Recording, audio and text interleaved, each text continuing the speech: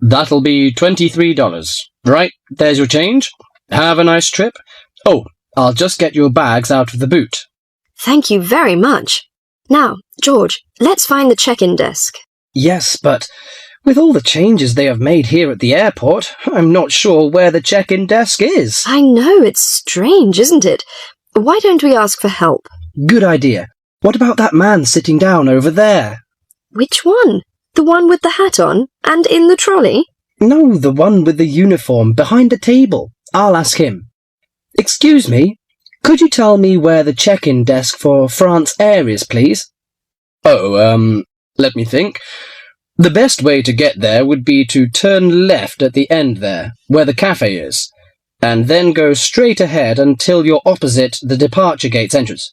Oh, no, sorry. It might be quicker to turn right as soon as you get past the cafe, and keep going along the corridor until you come to the sliding doors at the end.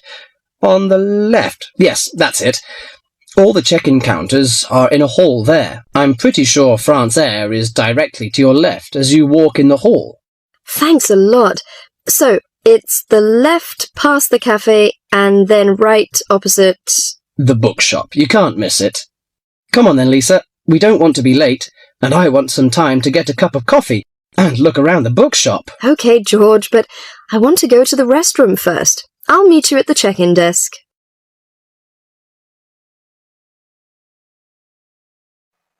Before you hear the rest of the conversation, you have some time to look at questions 4 to 10.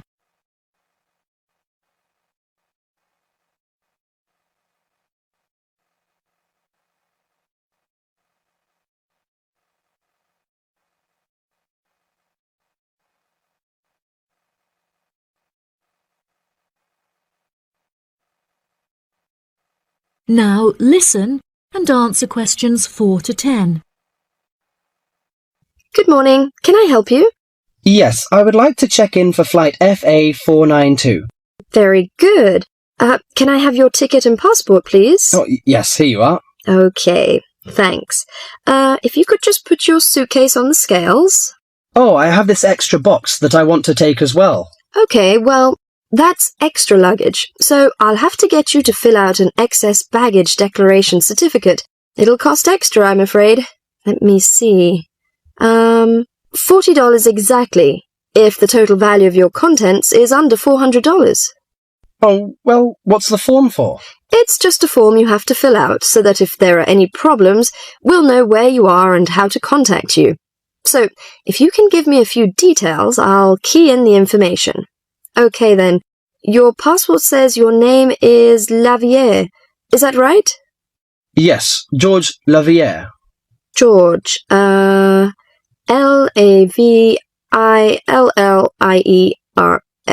Good.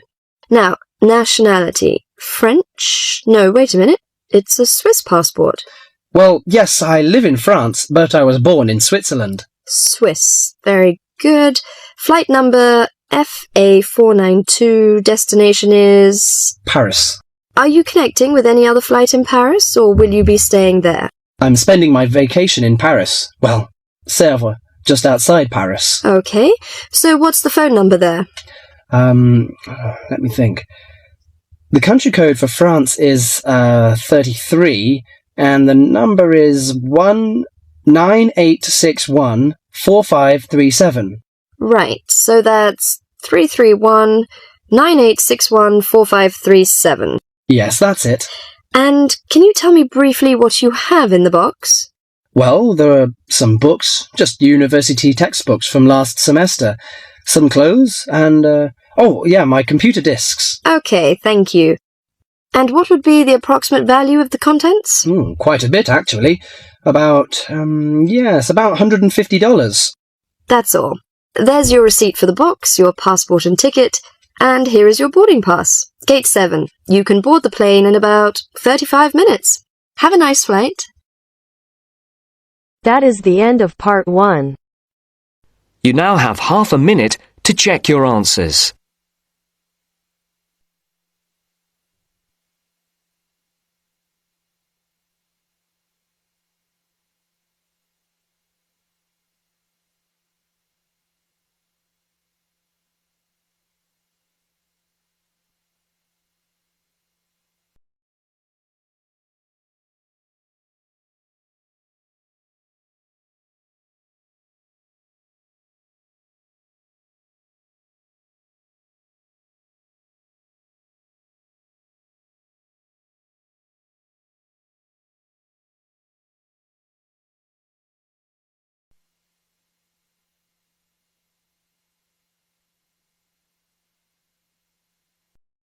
Now turns to part 2.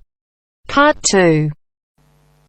You will hear two flatmates, Tom and Richard, talking about their new flatmate who has just moved in the week before. First, you have some time to look at questions 11 to 16.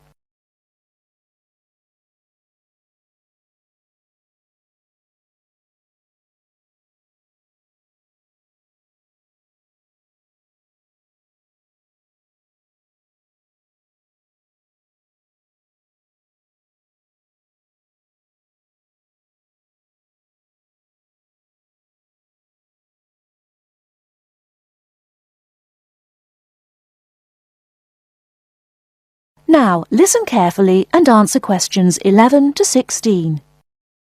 Hi, Richard. I'm glad I caught you here. Can I just talk to you about something? Our new flatmate, Anders, is not quite what I had hoped. I was wondering if you shared my concerns about some of his behaviour.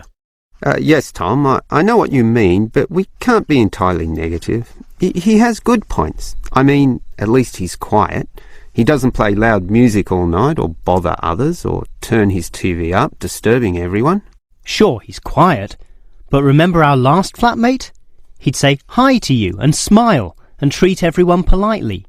In comparison, this new guy is very impolite. He just grunts in reply and sometimes ignores me altogether. I guess that's just his way. You know, just his character. I don't think he realises he's being impolite, and it shouldn't matter to us too much. We can just ignore him too and quietly live our own lives. But his friends are hard to ignore when they visit. I know what you mean, but how often does that happen? I rarely see them, maybe once or twice a month. If they came more often, it might be a problem, but as it is, such rare visits don't matter so much. Wouldn't you say so? Well, I'm not sure, since it's very obvious when they're here because of all the cigarette smoke in the house. It stinks up the place, and you know we don't allow smoking on the premises. Well, I've never seen them doing this. Maybe they do it outside. Perhaps we can talk to Anders about it. Always remember, though, in one respect, he's a good tenant, and it's the most important aspect. The previous flatmate would always pay the rent late. I know what you're going to say. This guy pays promptly. But there's more to being a good tenant than prompt payment. I mean, you need to turn off the TV, clean up your dishes, dress respectably, be polite, and so on. I guess what I'm saying is that basically you need to cooperate with the others, and this new guy fails significantly in this respect. Okay, I suppose you have a point there. Before you hear the rest of the talk, you have some time to look at questions 17 to 20.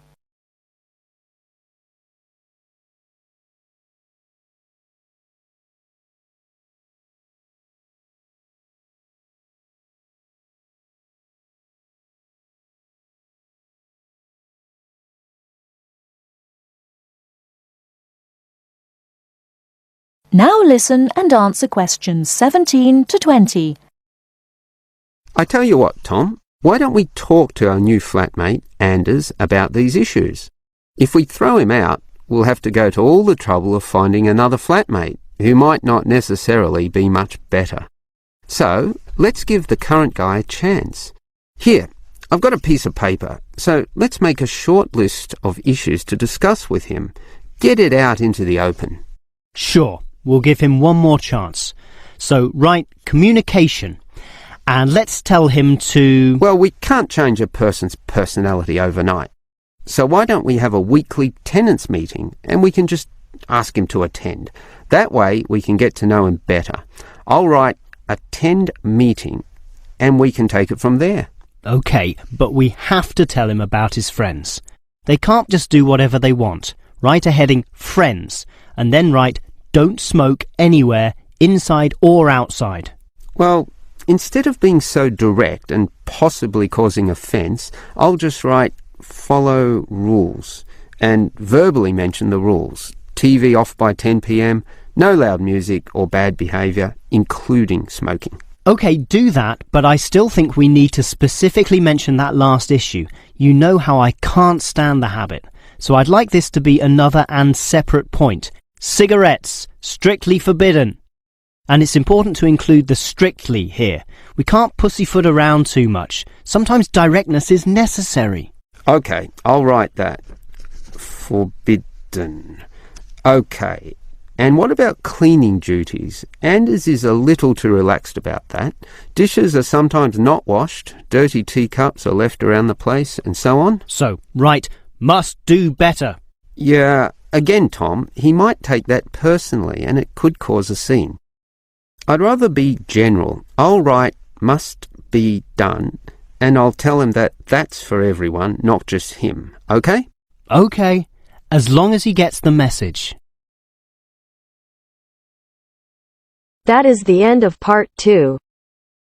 You now have half a minute to check your answers.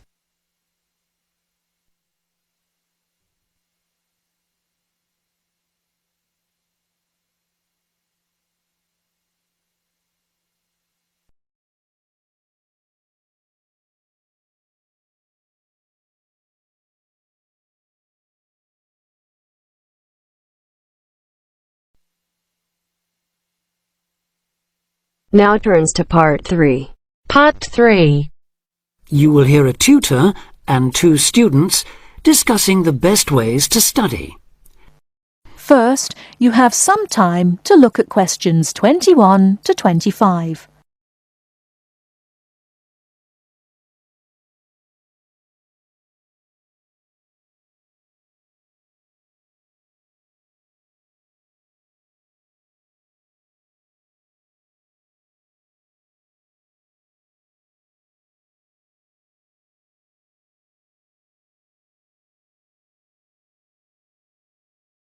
Now listen carefully and answer questions 21 to 25.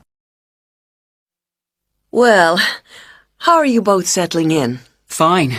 Yes, no problems. So far, anyway. Good. Remember that as your personal tutor, I'm here to help you if you do have any difficulties. Now, as you know, lectures start on Monday, so I thought we'd look at a few ways of making the most of them, especially in terms of the notes you take. Let's begin by thinking about what you can do before you even go to the lecture. Any ideas? Make sure you're up to date with all the background reading, so you know plenty about the subject already. Yes, that's essential. The lecturer will assume you have that knowledge. Anything else, Carlos? Well, check what the topic's going to be. Of the lecture, that is. I'd go a bit further than that and consider what the content may be. Then you could ask yourself some questions that you want answering and listen out for the relevant information during the lecture. OK. Now that brings us to the lecture itself and the actual business of writing notes. But there's a lot to deal with there, so we'll come back to that later. What I'd like to do for the moment is continue with the process of note-taking and move on to the next stage. Any suggestions for what that might be? When the lecture is over, you mean? Yes, once you're able to sit down somewhere quiet with your notes. Read them? More than that, you need to make sure they'll still make sense to you weeks, months later. Edit them? Yes, that's what's needed. It's well worth spending a few minutes on it.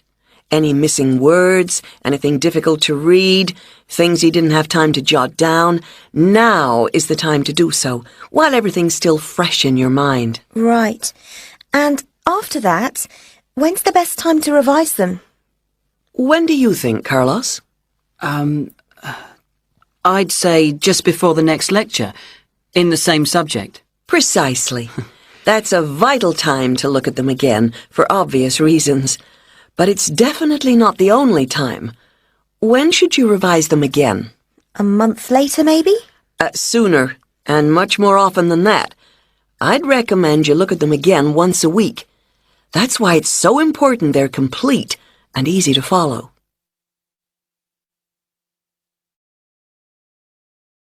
Before you hear the rest of the talk, you have some time to look at questions 26 to 30.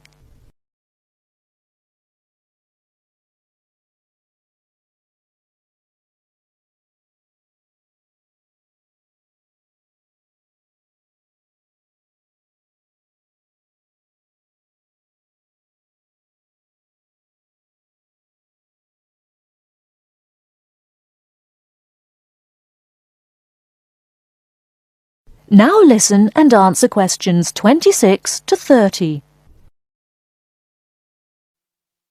Right.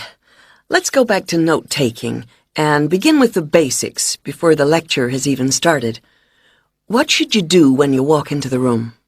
Get a good seat, at the front if you can, where you can hear clearly and avoid distractions. Yes, though obviously others will have had the same idea, so it's as well to get there a bit early. So, when the lecture's underway and you're busy jotting things down, what should you try to ensure? That you're getting all the main points. And what if you don't catch something you know must be important? I'd leave a space. Then I could check it later, perhaps by asking a question at the end and fill it in afterwards. That's an excellent way to deal with it, yes. And there's something else I'd like to mention here. Talking about going through notes afterwards, it's absolutely vital that what you write is legible for one very good reason. It saves time. You'll waste many hours during the course if your revision is held up because you can't read what you've written. Okay, what else can we do to make listening and note-taking more efficient? Well, I always listen out for signpost words. Sorry, what are they? They're the ones lecturers use to say where they're going. A bit like a signpost at a road junction, I suppose. Things like, the first reason is, however, to sum up, and so on. Yes, they can tell you when something important is coming, and help you organize your notes, too.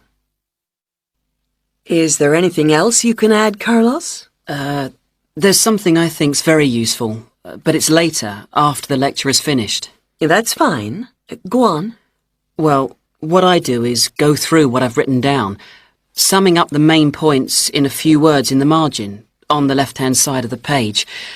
I try to use words that'll jog my memory, so that I can remember what everything's about when I look at them again. Yes, that can work very well.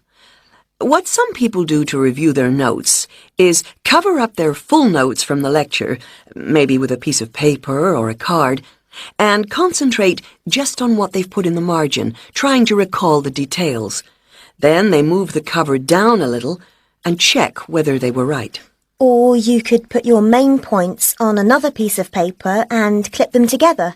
Instead of covering and uncovering, you just hold a page in each hand. Sure. It's down to personal preference, really. Everyone has their own learning style. That is the end of part 3. You now have half a minute to check your answers.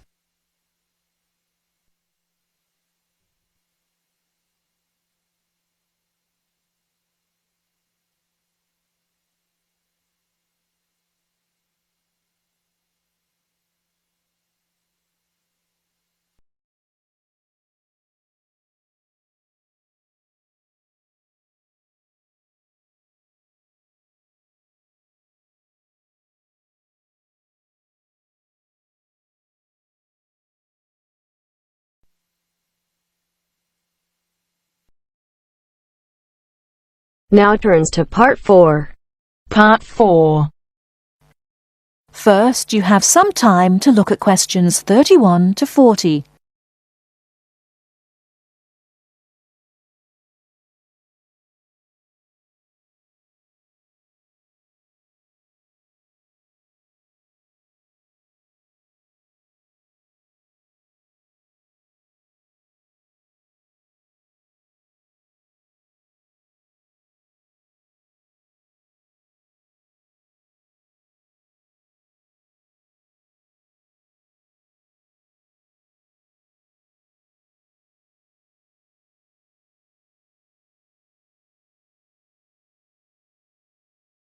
Now listen carefully and answer questions 31 to 40.